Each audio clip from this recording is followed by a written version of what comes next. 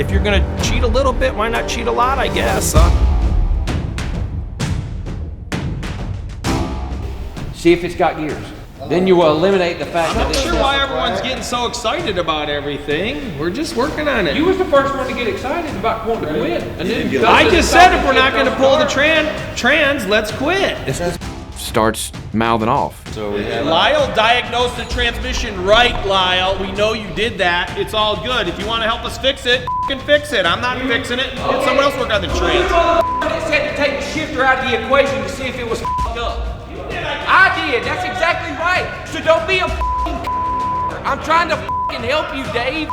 F*** you, motherfucker. I'm trying to f***ing help you. Off, you little asshole. I'm trying to f***ing help you. Yeah. You are an opposing and team, right and you're f***ing diagnosed. And I never sucker. said jack shit to you. I should not be helping you, and we're over here trying to help you, all of us.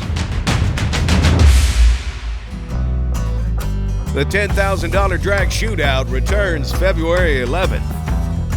Watch the race live on speedvideo.com at Lights Out 11, February 13th through the 15th. And stay tuned for the final episode, March 3rd.